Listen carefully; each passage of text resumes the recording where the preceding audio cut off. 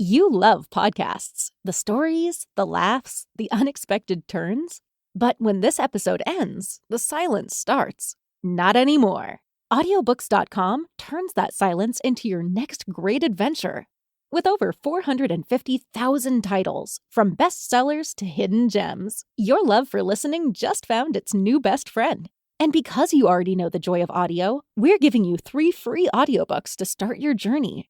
Imagine your favorite podcast, now with unlimited episodes. That's audiobooks.com. Keep the story going. Sign up for your free trial at audiobooks.com/podcastfree today. Because for podcast lovers like you, the end of an episode is just the beginning. That's audiobooks.com/podcastfree.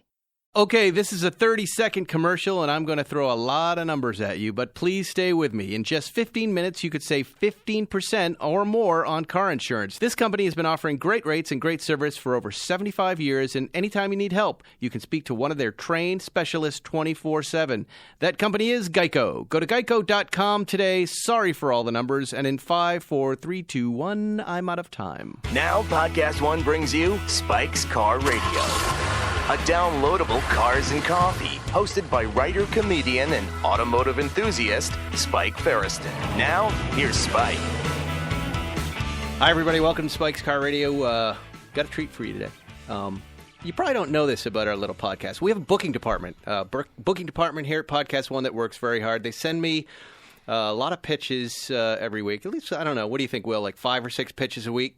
And I would say that I probably reject 5 or 6 pitches a week. But last week they sent me one of my former Seinfeld colleagues, Larry Charles. And I instantly said yes. I'll tell you why. He's got a new project at Netflix, but also because Larry and I both wrote for Seinfeld, but we both wrote at very different times. Larry, as you know, that I like to use this word seminal. He's one of the seminal Seinfeld writers, and I'm one of the closers. I came in and closed it down. But really, Larry was there on the front lines in the beginning. You may also know him as the director of the Borat movies. I think Bruno, too. You did all of those, right? Yeah. There's so much I want to talk to you about, Larry. And I feel like as far as Seinfeld writers, I probably know the least about you than any of the other writers, I think. Right? Happy to share. All right. Well, let's start. I want to get into the new project, and we'll get into that because it's cool. By the way, let me just, if I could digress. May I? Sure. When you said you're one of the closers, it reminded me, like when I was a kid, when Sanford and Son and those kind of shows were kind of reaching the end of their runs, they had these 2 producers. They were very well known at the time, and they were known as the Undertakers. And they would come in and kind of wrap the show up, make it look pretty for that last season. Right. So. It didn't feel like Seinfeld ever got to that point, right? It never did. It never did. That's amazing. We were maybe there. I know on the inside we felt like we were like the last 2 years we were kind of like, all right, we feel like it's wrapping up, but the audience hasn't figured it out yet. That's and then right. Jerry called it.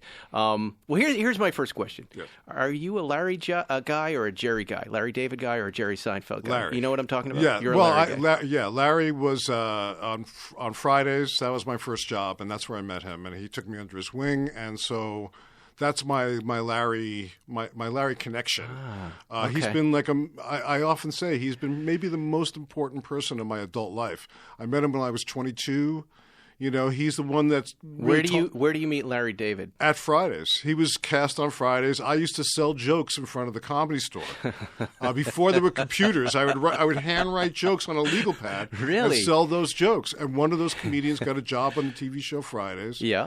And that's where Larry was. And I met him, and we immediately gravitated from the same neighborhood, that golden triangle of Jewish comedy. Yep. Brighton Beach, the Jamaica of comedy, really, in some ways. And Larry was a writer on the show? And a performer. So he's a writer-performer. Very versatile performer. He put a wig on, and he'd be Han Solo. It was amazing, actually. He did Nixon. I mean, he was great. I've always been fascinated by Fridays. Now, was that ABC that Yes. was trying to do Saturday Night Live, and their big idea was, we'll do it on Friday, Yes. right? That was Yes. the big idea. Very original. How did that show... we know that like Saturday Night Live is writers start to congregate and then pitch Monday, Tuesday, and work the sketches and then go live on Saturday night. Fridays, well, how did that work? Was it a live show? It was a live show. Okay. On Mondays, the person would deliver the cocaine. And then... I used to intern from him on Saturday Night Live, by the way. I know that guy. The sketches would be written. There was a lot of competition, as there probably was on Saturday Night Live also.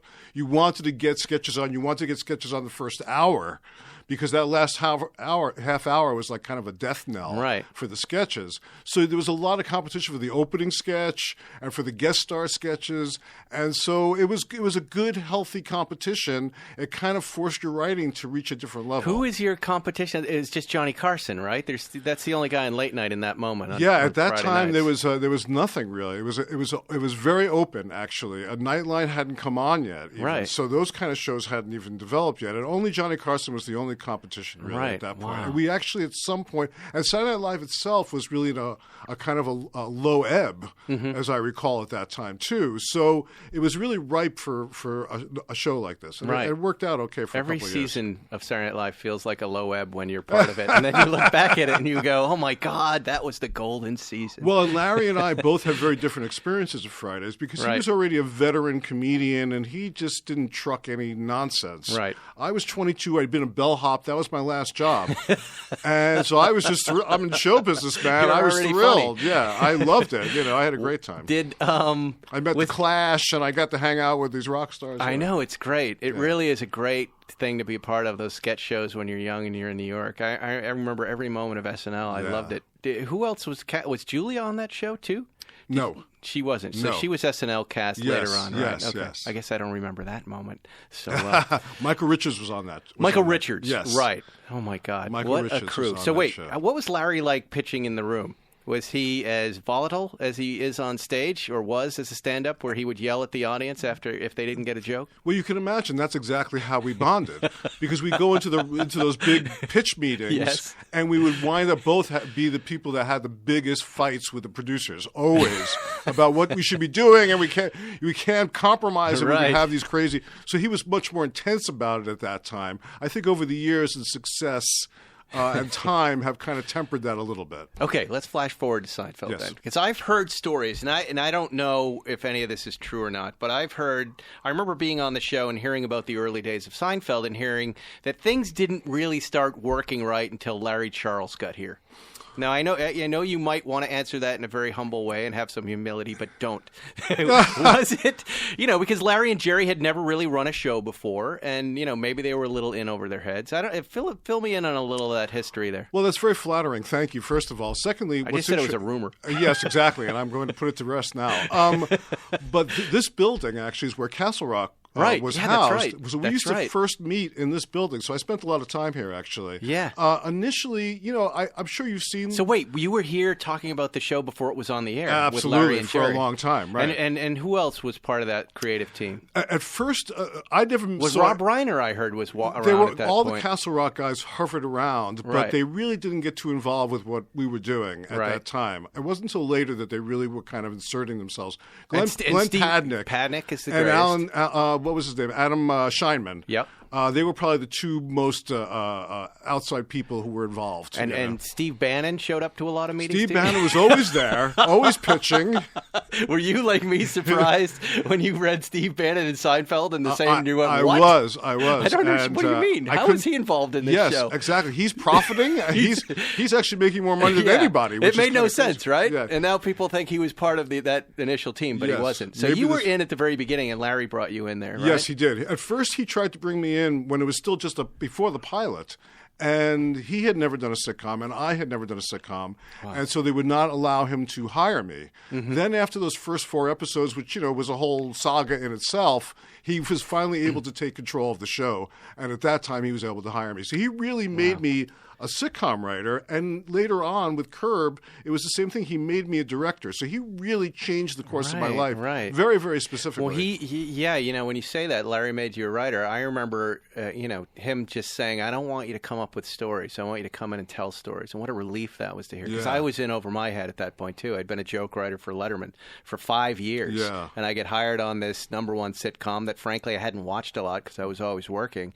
and was terrified most of the time until Larry said, "Just come in, tell more of these soup Nazi stories." Right. I was like, "Really? You're going to make episodes out of that?" And it is terrifying too. And that was a great thing about Larry too. He was as terrified as I was. Yeah. Everybody was terrified. We didn't know what we were doing. Right. And yet at the same time, we had a very fatalistic attitude. The show will go on for 13 episodes. It'll get canceled.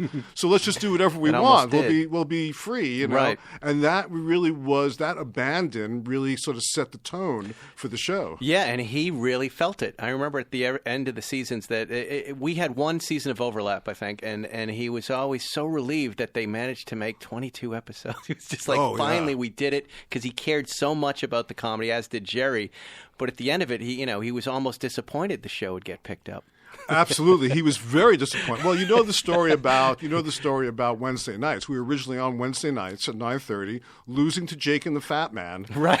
And NBC and Castle Rock come to him and say to him, "We're going to put you on Thursday after Cheers." Oh, my God. And everybody's beaming, and he's like, "Anybody who doesn't watch us on Wednesday can go fuck themselves." Right. That's what he actually said. Right.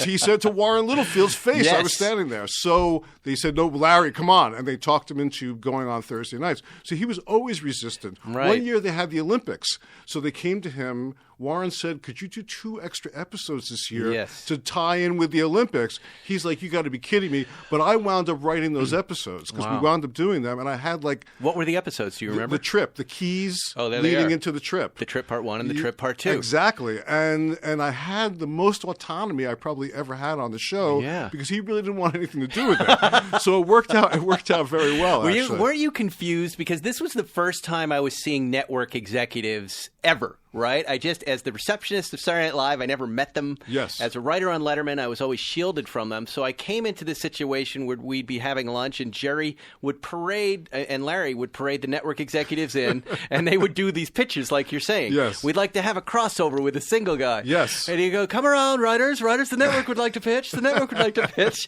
And then he would basically humiliate these guys right in front of us. They would blush and go, "I had to come, I had to pitch it. I know you're not going to do it, but at least it's done." I remember Warren Littlefield came and was serving us eggs. He's like, "We're having." That's what the president of the network does. So, a lot of us had trouble leaving that show and going off into the real world. Yes. And were perceived as very, very arrogant, but we were just doing what we were taught. We were all, in our way, like our own bubble boys. We were bubble boys. We didn't know. Yeah, I just thought that's the way you talk to executives. You didn't really, you weren't out to humiliate them, but you were there to defend the creative on your show, and they were relegated off to the side. Boy, that was not true. That was not true at all. Well, I remember them coming to him. I remember Warren coming to him about, you were saying, crossover episodes and tying things together. There was a blackout night. Yeah, right. And they went to him, and it's like they knew halfway through pitching him the blackout episode that it wasn't going to work. They just stopped and walked out. They gave up before they even finished. So the baby shower, the statue, the heart attack, the fix-up, the keys, the trip, part 1 and part 2, the airport, the old man, the bris, the stall, the fire. Those are your episodes. Yeah. Wow. Yeah. That's about 10 episodes? I think there's 18 altogether. Wow. Yeah, all right. 18 or so. So you were on from season 1 to season 5? Well, see, I get confused. Like, I don't know what season. At the time, I never there thought were 6 about episodes, right? Yeah, you had like 4 and then 13 and then the 22. And so I worked on about 80 episodes. That's how I kind of. And why did you leave the show? I reached the point in the last season that I was there, the pressure of trying to come up with the stories. And I started to feel that I was not feeling fresh about it. Right. And not feeling like I was breaking through and not coming up with ideas that were exciting me. And I was reaching the wall. Uh-huh. And I'm the kind of person, I'm not a career-oriented person. So I wasn't thinking, well, this is something I should just stick with this for the rest of my life. Right. Which I could have done, I'm sure. They were happy. We were all happy. But they knew I was also a hungry person and a kind of restless person. And I felt at that point creatively I needed to do something else. And I decided to move on. And you told them? I said, I think I have to go. And that must have been upsetting to those guys. They were very supportive, though, always. Larry, again, and Jerry. They say that. yeah. But I know what it's like to let writers go that are great and are performing for you, get what you're doing, Yeah. They're what help you sleep at night. A guy like you is helping Larry and Jerry sleep at night. Well, I'm happy to do that, but we were and then lucky. You disappear, and then you're like, what are we going to do this season, But you and Dave and all those guys, Alec and Jeff and all those guys, showed up Yeah. and really like came in and it's like the Giants won a Super Bowl with one team, but they created another team to win a Super Bowl, and that's what you guys did also. I don't know. I really felt it when Larry left, though. I mean, I enjoyed, and I'm a Jerry guy. I've always been a Jerry guy. I love Larry, and I love Larry's writing, but he and I never really got friendly. But I'm such a fan of his, and I just wanted two more seasons with him to just learn to do what he's doing. Yeah. Because he was so good at these simple little writing tips that had nothing to do with it. Just stuff I had never heard before. Well, he has an incredible instinct, which I don't know, on stage, I guess in his early days it was very raw and not refined yet. But as far as the show went, he had such a sharp and well-honed instinct about tone, so he could do the masturbation episode, the contest, and not have any notes. Right. I mean, that was something very, very hard. That thread was very hard to needle, or needle was hard to thread. It was difficult for him. Right. And he did it over and over and over again. Did you ever have the and experience, redefined it. like in a scene where he would go, no, that's too funny. You know what? Yes. We've got too many laughs in this scene. Let's pull 2 or 3 out. Yes, and it would dominate. It would dominate, and you would lose track of really what there's a bigger laugh to be had sometimes. Yeah, you didn't want to get distracted by an early laugh and lose your way to the bigger laugh that was down the road. That was the thing he left before I could understand it. I'm still not quite sure because I've never heard someone say it's too funny. Let's pull some out. But then you watch the episode and you see what he means. But I always wanted to know, how did he see that so quickly before we got to the edit room? I think he is somebody, unlike most people, unlike me, who's very self-conscious. Right. He's somebody who has complete trust of his instincts. He doesn't really second-guess himself when it comes to his creative choices. So after Seinfeld, right, you take a little vacation.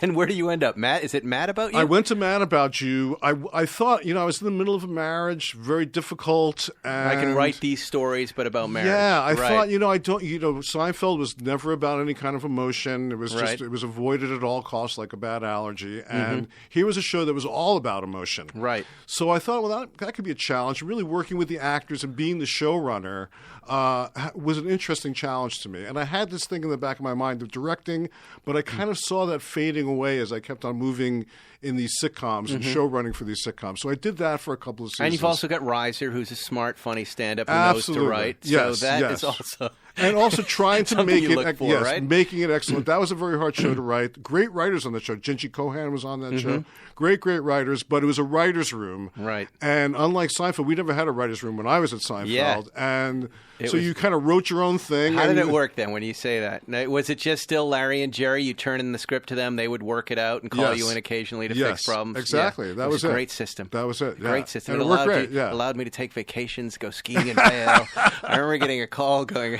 I never went anywhere. Larry and Jerry are looking for you. I go, I'm in Vail skiing. With who? The rest of the writing staff. What are you doing there? We're doing your script this week. Oh, well, someone should have told me that. But can't you guys handle it? No, I never left the office. We lived there at that time. Very much so. No, we were there an awful lot. That was just one weekend. We were stealing 2 days to just get away. But we were there. I don't know if it was like this for you, but in the summertime we had Saturdays and sometimes off and Sundays definitely. And then when we crossed into January, it was 7 days a week. Yeah, because you had also scripts that didn't work out that had to be worked on the weekend. The schedule may have changed by the time you got there also. But the weekend was like work days really for us because the show was taped like on a Tuesday or a Wednesday. I can't remember anymore, but it wasn't taped on a Friday night. Right. So that kind of switched our week. Also, our writing week was really thrown off. But Larry was known privately, secretly, by the staff, not the writers, but by the rest of the staff, as Scrooge, because he would want to work on Christmas Eve. We were going to finish that script before we left, and, the rest of the crew was waiting to go home. And he had that, where did he stay? At the Sportsman's Lodge? Sportsman's Lodge. Did he stay there when you were? Yeah, he lived. So that's right from the very beginning, right? Well, he had a house in the on West Vantage somewhere, actually. He had a couple of houses for a while there. And then he got married to Laurie. comedy. Yeah. So his life started to change a lot at that time. But also. see, to give context to the listeners, we're talking about this show shoots in Studio City, and the other end of L.A., West L.A., is where the houses are and you raise a family.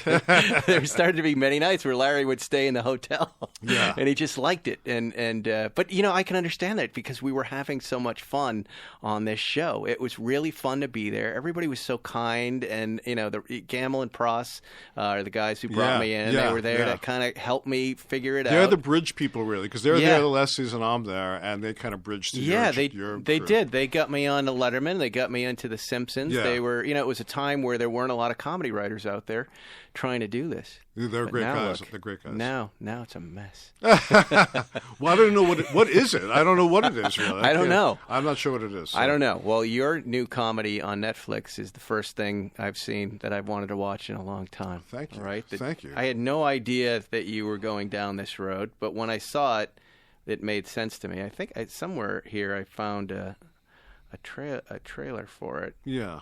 I could even play here. Let me see. I've got the Rolling Stone thing. Oh, here we go. This is Larry Charles' Dangerous World of Comedy.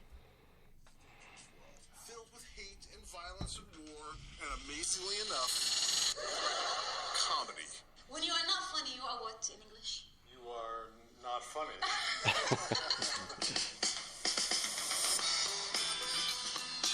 Borat, Bruno, and Religulous. All three of my faves. People forget they live in a war zone.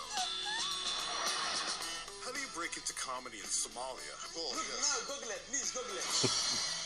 It takes brave people to make dangerous comedy, It's a therapy. The little laughter takes away the stress. risking their lives just to make people laugh. You said that, I didn't say that. Comedians and actors, TV and filmmakers who make comedy in places where it doesn't belong. Get people to laugh just a little about that which might be the most sacred, and we might get them to open up a little bit. You discovered your comic sensibility as a tool for survival. You talk to the Western equivalent. It's like, oh, I did a little show for my grandparents, or I was in a talent show at school. Spoiled. Right. We live our lives. We like doing our nails too. I still don't understand that shot. How do you get that shot? That was a woman in a burqa Who's a comedian? skating on a river. Yes. Veterans have a 6-inch humor. That's how we deal with the job we gotta do. Girls know this, but This is a burn victim comedian. A veteran. Is this the guy that ran for president? No. That's But he was injured in Iraq. Wow. After his fourth tour of duty, Right. a week into his fourth tour of duty. Right. And he has a landmine go off. Well, I watch a lot of Netflix, and I was just an hour ago in a meeting with a piece of talent. We were talking about what works, in our opinion, on Netflix and not. And I said comedy is difficult, unscripted is difficult for them, but this is something I would watch. This has everything that I want to watch in it, right? Yeah. I don't know. For some reason, late night doesn't work.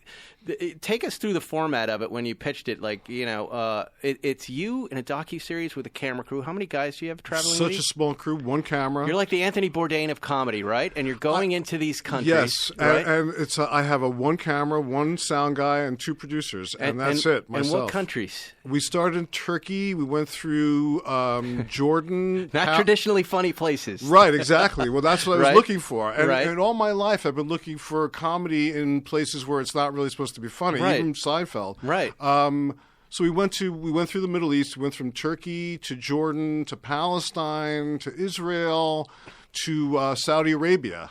And Saudi Arabia was fascinating, and that's where I met Amy Rocco, the woman in the veil. She has about 1.5 million followers on Instagram. She is a social media phenomenon. She was doing what? Water skiing on a street? She's water skiing on the street. She has In all her kinds veil. of great bits. She does a bit about being jealous of Batman because his veil he can eat because it's got a mouth thing, and with her she has to lift the veil up. So in order to eat. how do you put this together when you bring it into Netflix? Did you have all this stuff put together? Is like, I know if I go there, I'm not just on a fishing expedition. I've got X, Y, and Z to shoot. Yes. One of the things, because I traveled so much with Sasha and doing commercials and all this kind of stuff, I was in a lot of oppressive regimes over the last few years. And every place I went, I'd meet comedians. People would know me or know Seinfeld. When we were in Jordan doing Bruno, this is the truth. There would be street sellers on the street of Amman selling bootleg DVDs. Yes. And there would always be the same 4 items amongst the street sellers. There would be Seinfeld bootleg DVD, Curb Your Enthusiasm bootleg DVD, Borat DVD bootleg, and Mein Kampf. There was always those 4 together. So it was and every place I met comedians. And so I started to Google the craziest places in the world in comedy.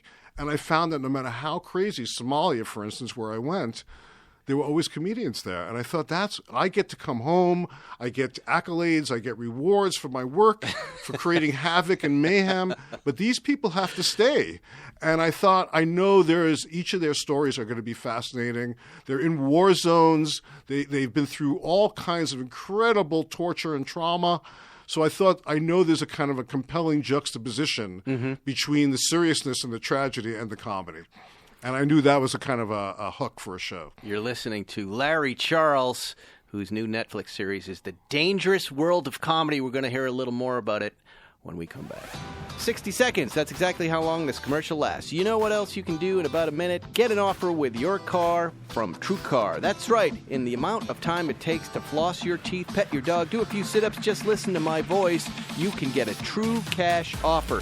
Best of all, you can do it from your smartphone or at home. Just go to TrueCar, simply enter your license plate number, and watch how your car's details pop up. Answer a few questions, and you'll get an accurate true cash offer from local TrueCar certified dealer. It's that easy. After that, you can bring your car in, and they'll check it out with you together, the two of you. You can even hug if you want. You can ask questions, get the answers you need, so there's no surprises, and simply leave your check or trade in your car for a new ride. So when you're ready to experience a new, better way to sell or trade in your car, check out TrueCar today. You're listening to Spike's Car Radio. And we're back! That's a Jerry. Did you ever get Jerry voice from writing his voice too much? He's the last guy I really wrote a lot for, and I'm stuck in a Jerry voice. I have never had that problem, actually. But you know where you're right. He's the one I'm stuck in Larry's voice. That's you why. You have a Larry voice? Yeah. You don't sound like him, though. That's good. In my mind, I do. I have I had Letterman voice. I had Louis C.K. voice for a while, even though I didn't I wrote with Bob Dylan, and I did that. I was Bob Dylan for a while. Wow. Why were you writing for Bob Dylan? We did a movie together, actually, called Masked and Anonymous, back before all of that. And we wrote in a room for 2 years. And so after a while, I was talking like this. Hey, Larry. What is that like? Is he a good writer? He and Larry David are very similar people. They are savants. Right. They can only do what they do. Yes. And either you like it or you don't like it. If you don't like it, that's your problem. If they were sitting in a bus stop, homeless, they'd be doing the same thing. And that's what it was writing with Larry, and that's what it was writing with Bob. Very single-minded, very sure of their vision, very wise in what they were willing to share. Life-changing experiences. Working with Bob Dylan was absolutely a life-changing experience. I remember him being at one of our Letterman anniversary dinners in some fancy restaurant there, and we got to meet him, and he says, "Hey, it's just like that. It's just very low key. It doesn't really say anything, right?" And then the one of those flouncy models came over that Dave used to have on the show, and she walks up, and he's like, "Oh, hey, how you doing?" He's quoting 15th century poetry. Yeah. No, he was just any nerdy guy like we were. Hey, hi, it's really nice to meet you. Yeah. Oh, blah blah blah. And I went, wow, look at the power that girl has. Yeah. He's a human.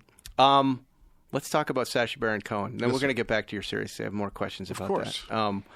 How, I don't know Sacha. I'm a huge fan of his. And when I watch his comedy, Who is America, I love his commitment, in pre-production and post-production to not letting any secrets out. But I imagine myself not being part of such a production because I don't want to deal with that. Yeah. How, what is he like to work with, when he's walking in with just the germ of an idea? Like even Borat, what does he say to you? Is this just a cone of silence between the two of you and we're slowly going to let production know about it as we book? How does that work? Let's stick with Borat All right. Well, Borat is a little different than the Showtime show because Borat, remember, he was doing in England already on his Ali G show.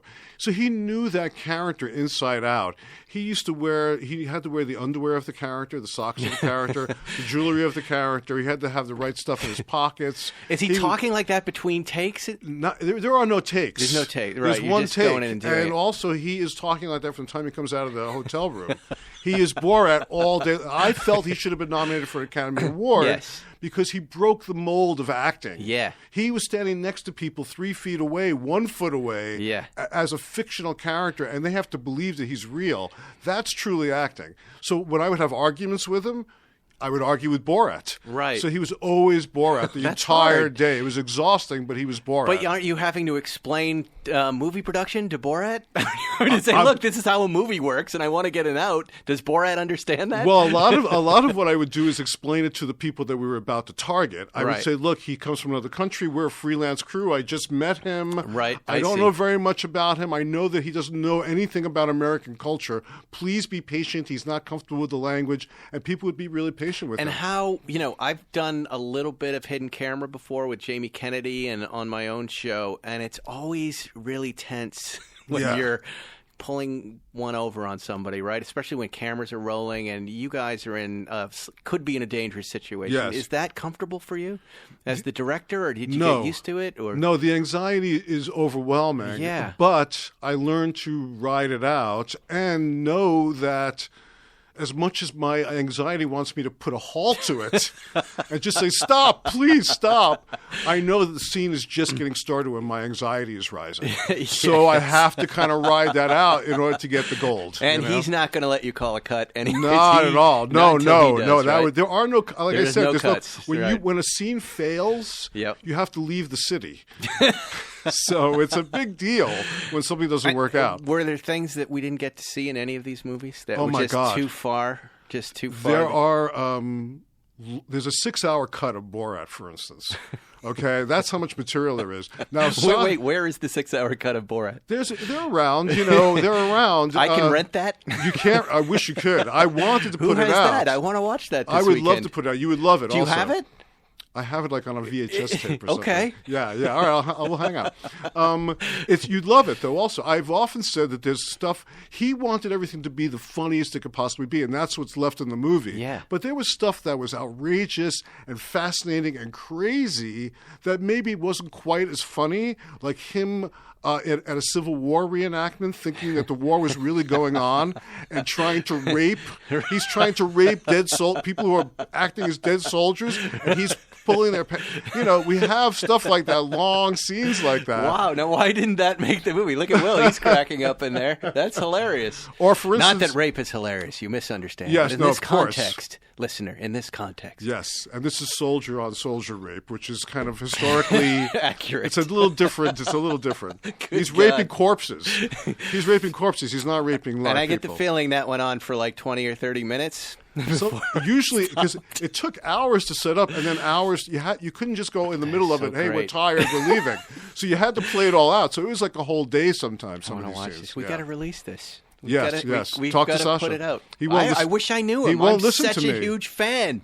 Such a huge fan. I even liked when Who Is America was announced. Just the way it was announced, the whole timing of it. Guess what I've been doing for the last year. And the problem that he has. Did you work on that? No, I did not. No. And the problem that he has with that show. I mean, the show is great, but the problem that he has is with Borat and Bruno and Ali G, he had years to cultivate those characters. Yes. These characters he's having to formulate much more quickly. Right. And they're a little bit broader because of that. The details aren't quite as worked out as they would have been in his usual process. Right. Which is very painstaking. Yeah. But I also thought the environment, the political environment right now is a little trickier, right? Every comedy usually has a framework that you're trying to work within, and this one is so divided that you have to be careful now how you play those political jokes. Yeah. Because it touches notes that are unintentional. You'll hit a note here where you didn't mean to, yes. and it looks wrong. Yes, well, even the difference between Borat and Bruno kind of illustrated that for us, because Borat was an innocent character. People were willing to be patient and forgiving of him. Right. Bruno, because he was gay, openly gay,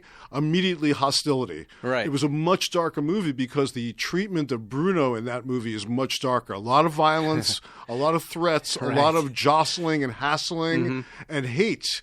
And so the movie took on a much darker hue because of that. Yeah. I even noticed it with Michael Moore's last movie that, there's just so much of this stuff out there right now that he used to be the guy, we'd wait for his movie to come out, you'd watch it and go, wow, I just learned something. But there's so much out there right now, it's kind of hard to, get into that theater. Every day careens us in a different direction also. Yeah, right. And we're, we just want to be entertained sometimes. It's funny. I was watching it, and I really liked that he was trying to make people laugh. It didn't quite matter what he was highlighting on either side, right? That's what I appreciated about Who's America. It was just, I'm going for the laughs. Yes. And there's so many people... even when I say what I just said about Michael Moore, that will come out and accuse me of being some lefty comedian. And I'm always like, I'm not. I'm a registered independent on purpose because I just like to, reluctantly aim at whoever stepped in shit. That's how comedy works for me. It always has. Weekend Update to David Letterman's monologues. It's all and to my own monologues. It's just about who's stepping in shit. I don't care what side you're on. Who's going to get me the most laughs? Well, right? Comedy has that aspect of journalism to it also, especially if you're working for Letterman or you're doing daily. I worked on the Arsenio Hall show. Right. So you're doing those daily jokes. You're kind of going through all the newspapers. You're reading whatever to try to get material. There's a desperation to that also. So you're grabbing anything you can. Any target is really available to you. So it's a lot of pressure actually, but that's the thing. You have a kind of a journalistic approach to it. And then tomorrow it's gone. Yeah, and you remember back then, I was telling my wife about this. Back then there would be weeks when nothing would be happening. Absolutely. There'd be nothing, the political cycle was 2 weeks. It was around elections. Then you never talked about it again unless Bill Clinton got a blowjob. And then, all right, here we go. We're going to mine that square inch down to China, right? And then there would be weeks where just nothing's happening. Yeah. And you have to manufacture a whole monologue, and that's where you'd get into the weird stuff. I liked it, but we're nowhere near that anymore. It seemed like life was good. There would be periods where life was actually okay. You didn't have to worry about anything. Yeah, now right. It's not like that anymore. Now it's crazy, and we're kind of burned out on all of it. All right, let's get back to the show. Sure. All right, so well, it's one of the reasons I did the show was I felt like the Trump era was kind of isolating us to a large degree. You're right. And I've spent a lot of time overseas, and I've met a lot of these people, and I thought this is a world that we don't know anything about, and we would really be cool with this world if we got to know it better, because we'd see how much these people are like us. You're absolutely right, because when I was watching your stuff, I was going, God, in my first impression of these countries is they are bombed out husks of, with people just barely surviving. But then as you watch it, you go, no, there's a culture there that's thriving, whatever condition the country's in, and they're having a life despite what's going on with their regime, kind of like us. Yes. Maybe they're embarrassed like we are, but we're doing our thing, right? Yes, very, very true. Right? Very true. And it reminds me, my agenda going in was what we were just talking about, this journalistic quality. I thought I would go in and meet satirists in all these countries who had critiques of the government, and their comedy was really criticizing the government. And there is a lot of that going on, obviously. But there was just as much comedy in these war-torn, strife-torn countries, violence-ridden countries, that was about healing and about lightening the load for a minute and healing people's anxiety and trauma for a moment. And I was really struck and really moved by that aspect of comedy and that power of comedy to be able to play that role. Are there places where the comedians are in danger? Did you run into that? Absolutely. I mean, virtually every country. I met a guy in Saudi Arabia named Fahad Al-Butari. He is known as the Seinfeld of Saudi Arabia. He is why? he looks a little bit like him. He does kind of I'll do a show with him right now. He's one of the first stand-ups in Saudi Arabia, and he's one of the first to talk about observational type of stuff. He looks like Seinfeld, and he is now in jail. Oh. Okay, and his wife also, who was one of the driving activists there, female driving activists, she is also in jail. So that's real. In Somalia, I met a comedian. Was he arrested like Lenny Bruce, like he was on stage and he took in Saudi one joke Arabia? too far? In Saudi Arabia, you're just gone. You just disappeared. Nobody knows where he is, what happened to him, and it's not the system that we have here. Right. It's a Khashoggi system. It's the Khashoggi system. In Somalia, which is the most dangerous place I went to by far. Why is that dangerous? Besides the extreme poverty and the pirates and just right, there's no government. Force, there's no right? government. There's no money. Right. There's no currency. Yeah. Literally. There are many factions, all heavily armed. You don't know whose side who's on. Right. The violence is so commonplace. Everybody is armed. And I met a comedian who was. Wait. Well, how did you do that?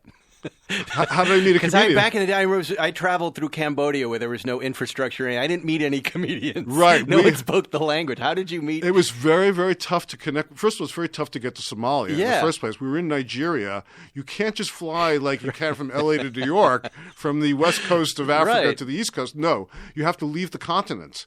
So we would have to fly to Turkey and then catch a plane to like Ghana. Okay. And then take like a... And then you land. Yeah, and then you land say, in bring Somalia. me your comedians. Right, exactly. And what do they say? They're all in one place, essentially, because there's are? only one place that's safe. There is a radio station there, which is where they do most of their work. They have a little TV show. They have some radio stuff. They do social media kind of stuff. Wow. There's not a lot of live stand-up in Mogadishu, as you can well imagine. But one of the comedians was assassinated there also. I mean, actually just assassinated. Right. And that is not the guy that I met in Iraq, Ahmad al-Bashir, who hosts The Daily Show of Iraq. Right. He's been tortured, jailed. He has had his family wiped out. You know, this is real consequences to the stuff that they do. Mm-hmm. So I met a lot of people like that. Yeah, almost all of them are affected by their circumstances, and yet continue on. And what is it that triggers the government against the Jon Stewart of Iraq when he's out there? He just makes one joke too far that the government gets upset about? Exactly. And he's an equal opportunity offender, as the best comedians are. Right. He makes fun of ISIS, too, and they're not happy with him either. Oh, Jesus. But the Iraqi government, which is very corrupt and much more corrupt than we ever really hear about, and the Kurds, there's so many different factions in all these war-torn countries that we only get the most simplistic details about them. But in truth, it's a very complicated picture, and his job, he feels, is to clarify it, make fun of it, and give the audience hope as well, which is another aspect of this that you don't see as much like an American comedy. Well, is he going to be safe when this comes out? I mean, he can't even do the show in Iraq anymore. Right. He has to do the show in a different country. Is there Netflix in Iraq? Is there Iraqi Netflix? I don't know. Somalia. I hope so. I know they'll love the show. Netflix. I profiled a few other Iraqi comedians as well. Boy, this sounds like a great show. It's fun, man. It's really cool. And how many episodes did you make? 4. 4? Yeah. Oh, we got to make more of these. I would love because there to. are plenty of places, right? Yes. What a great idea. Yeah. Wow, this is really good for them. Because, there's been such a glut of stand-up comedy specials on Netflix. Right. Jerry and I were just talking about it. You really have to do something different. This really sounds like it. Please say hello to Jerry. I haven't talked to him in a long time. Hello, Jerry. Tell him that I love him. I respect him. You're not a Jerry guy. I'm not He's a Jerry not guy. interested in Larry Charles. That I know. I understand that. He's out here all the time. Come driving with us. Are you a car guy? Do you like cars? I have a Maserati right now. You do? Well, here's a story with me and Jerry and cars. Okay. I used to have a Saab. Okay. Oh, wait a minute. Yes. I know this story. Laurel Canyon? Yes. You're the racer? Yes. Oh, my God. Tell the story. I know this story. At the end of every show, when we finished taping, we would go to Jerry's Deli to eat, where Andy Kaufman was sometimes, by the way, bussing tables. And when the meal was over, he would get in his Porsche, and I would get in the Saab. We both lived in West Hollywood, and we would try to race across Laurel Canyon. He would give me a head start. Yes. He let me go all the way from Ventura to Mulholland. Oh, my God. Okay? And I would be going, and I would be getting to Mulholland, and be going, wow, I'm going to do it this time. I'm going to beat him. I'm going to beat him. And I would see the lights coming behind me of the Porsche. And just as I got to Mulholland, he would pass me. Was this the black car, the black 88 911? It might have been. I'm not sure. He had a couple of different ones he was playing with at that time. He used to tell me about this, that he and Larry Charles used to race. That's back when Jerry did wacky stuff like that. Yeah. I lived on Franklin when I started writing for the show. And whenever I'd bump into him, he'd be coming from Doheny. We'd look next to each other and we would race. And one time he drove so recklessly. He had this turquoise 993 turbo, or maybe it was, I don't even know what it was, but he went so fast around a blind corner, and the show was so big at that time that I I just stopped. I said, I'm not doing this anymore because if you get killed or kill somebody and I'm the guy, I can't be the end of Seinfeld. I wish I had that thought. That would have probably been a good thought for me to have. I've never crossed it wasn't my that mind. show. Yeah. But by the time I got to the show, there were helicopters over the set. It really was a big deal, and it really would have mattered. Now, that's really funny. You were the original Seinfeld racer. Yes, I was. And now you've got the Maserati. What is it, a quadruport? No, I have a Ghibli. The Ghibli? Yes. Well, it doesn't seem like you. I put know. you in old it's kind not. of ZZ Top kind I of had a American Lincoln. muscle I had a cars. Lincoln Town Car, and then I had a Cadillac Fleetwood before that. Wow! But the Fleetwood, it's just too much work. Wow! And the Town Car also was just too much work after a while. So yeah. But this is too much work also. Directing's not too much work. More work, you know. Yeah. Well, so I don't know what's going to come next. When you're doing Curb, that seems like a hard show to do because isn't Larry just fleshing out the scenes on a board and then, how much is that? I've never really, asked him or anybody on that show, how much is scripted out beforehand? Well, it's like a 10 or 11 page outline. Right. And so you have pretty detailed paragraphs explaining what needs to happen in the show. And occasionally within those paragraphs, we'll even put in specific lines that need to be said. Right. So there is a kind of a real guide for the scene. Then you have the good luck of casting properly, and then you put Larry and the right people together in that scene with that goal. Right. And generally speaking, you're going to get there. It might take a couple of iterations, but you will eventually get there. Everybody's got the right instinct and moving in the right direction. Yeah. So it works out. Now, when it doesn't work out, which is occasionally it does not work out, then you really are stuck because it's hard to pull funny out of that situation. Right. And then usually it's because, and this happened in Seinfeld too, the scene is wrong somehow. Something about the scene is wrong. The dynamic of that scene, the chemistry, the balance of that scene. Right, but you have an audience there. It's different. Exactly. And here you don't. Yeah. Right? Yeah, we used to rewrite the scenes in front of the audience sometimes too. Right, on Seinfeld. Yeah, but on Curb, sure. there's nothing there, so it's extra hard. Your On search Curb, is... sometimes we went back. What was brilliant about Larry and what he learned from Seinfeld was he built in a reshoot schedule. Right. So when we go into editing and things didn't work, we could go out and there you reshoot go. it. Oh, we always could that's reshoot. good. Yeah. Very important. It's really part of amazing the Curb. way he does that, too. He's got a show that's uncancelable, and just he does it when he wants to do it. And for as long as he wants. His for as long as he wants, right. I was doing Entourage and that at the same time. Entourage and Curb for a season at the same time. Right. And we had to do like 4 days on Entourage to do an episode where Larry always had 8 days. So the difference in his schedule was we could really look for stuff and let things sort of ferment naturally. Were you? I remember a meeting about Entourage early on. Were you there at the very beginning of that? I remember going into CAA and meeting there and not really going, wait, what? You're Maybe doing what? I came once they made the pilot. Right. They weren't happy with the pilot, and see. they brought me in, and that's when I started working on that show. Wow, that's a great show. What a resume you have, Larry Charles. Weird. Very eclectic. You're very accomplished. But it's all led to this show. It's all led to here, Spike's Comedy and Car Radio. You got it, Will, when you do the description for this podcast, you've got to put that in. This is the guy who used to illegal street race Jerry Seinfeld up Laurel Canyon. And thankfully, you're all still alive. Well, thank you for coming in and chatting with us. This has been a great deal of fun. Again, the show is called Larry Charles' Dangerous World of Comedy. It's up on Netflix right now, and it's Spike endorsed. I'm going to watch every episode, and I want them to make more of them. I'll make sure to mention that next time in there. Me too. Thanks for coming in, Larry, and I will, of course, tell Jerry that you want to hang out. Come driving with us. I always say to people I like on the show, come driving with us. We'll call you up, but then they never come. I don't want to sit in the back seat. That's why. Well, no, you take. I have to call shotgun. You take a car. We all have cars laying around. You just take somebody's car. You would understand this. You're a dude. We just take a drive, and we land at a place, and we have coffee, and we talk about cars, comedy, and wives.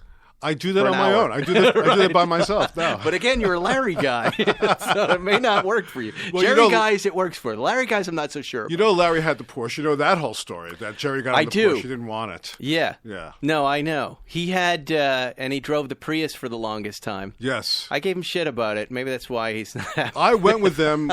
Jerry took Larry initially when the show first got picked up to Fontana. We went to Fontana to buy Larry a Lexus. Yeah. And I remember taking that trip. It was like the three of us going to buy a Lexus. That's hilarious. Yeah. And how did that?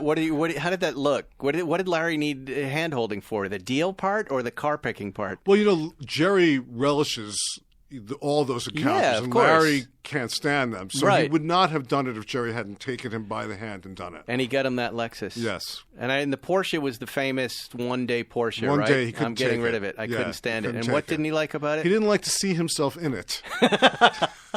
But then when I saw him in the turns out in the Palisades in a little black Prius, and I saw him, had dinner with him shortly after, I said, it doesn't look right, Larry. It just doesn't, all that you've accomplished and all the money you have, and that's it, the black Prius is going to be, and then, they invent the Tesla, and now he's probably He got likes one of to those. be able to shift, though. Like, I was in front of him one time going into Radford, and he made an illegal left turn using the Lexus, and a cop pulled him over, and suddenly I watched him. It was a great acting experience. He became a little old man, and like he just told them all, he didn't know what was going on. sorry, I'm lost. And the guy let him go. Really? So when you're in a Porsche, you can't really fake it like that. No, you're right. You can't, though I've gotten away with it. I've seen Jerry get pulled over a bunch of times, and they just let him go. Yeah. Nice to meet you, Mr. Seinfeld. Right, Mr. that Ferriston, helps. come over here for a minute. And then I get the ticket. Yeah. Let me just ask you one more question. Yes, I know sir. I already said goodbye. One more question about Curb and Larry. Of course. Where's your barometer on, I know people will come up to Larry and go, oh, and they're well-meaning, but they're, Larry, you're such an asshole.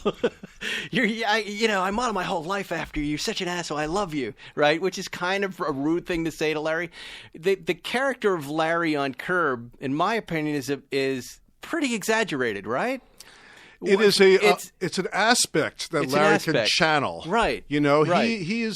He sees those situations coming at him all the time, but he doesn't react the way Right. he does on Curb. He writes it down in the notebook. This and is it becomes- that's one of the tips he gave me when I was learning how to write that show. He said, what did you want to say? What did you want to do? Exactly, Right. exactly. And that's pretty much what he does. Now, he's in a position because he's such an icon now that he can actually behave like that in real life as well. But initially, it was about really getting to that point and then writing down the idea of Yeah. what would happen. Oh. Yeah. Do you know how much money we could all make if we brought that show back right now? That's billions. Yes. Right? I just read Kelsey Grammer's coming back with his show, whatever it was that would beat us in the Emmys every year. Yet go Until ahead. we stopped going, by the way. We Try to stopped remember going. the name of that show. Try to remember an episode of that show, my friends. Exactly. And they're coming back with that. Can you imagine if we walked into NBC right now with Larry and Jerry and just said, we just want to do 6 more? What would happen to all of us? How big that would be. But it's never going to happen, folks. It's never going to happen. Exactly. This is all you get. A little fond recollection remember, time. John and George are dead. What? John and George are dead. That's right. They're There dead. can't be no Beatles. Oh, No I know. Beatle reunions. There's got to be something. It's the next year is the 30th anniversary of the show. They have all of these big plans out in New York. No one's They're gotten in touch with me about anything, by the way. I've been talking to the folks at Sony and hearing about it at least tangentially, and offering my help in any way. I heard there was going to be an apartment maybe set up and some other stuff. I've always advocated. And you've probably had this experience, and definitely as a director, you know what I'm talking about. When you go to the Hollywood Bowl and you watch E.T., or you watch one of these old movies with your family, and you have this collective, we all love this thing, and everybody applauds for every big line, or they have them in the Forest Lawn Cemetery sometimes. Right. Immediately, I think of Seinfeld, and 2 or 3 places in the summertime. We get Hollywood Bowl. We have some of us. The actors come up. We run 3 episodes. We have the guy who did the funny sound. I'm spacing his name right now. Jonathan Yeah. Wolf go bam, bam, bam, bam. Like that's our symphony. And we have a live event for the fans of this show.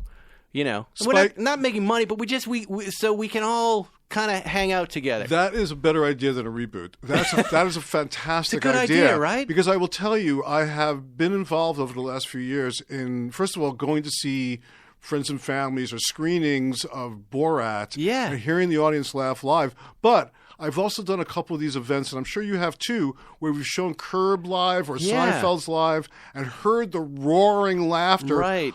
greater than any laughter you get from most movie comedies. And yes, I think it's a fantastic idea to bring people together, rather than sitting in your house and watching it, to see it as a mass audience and responding.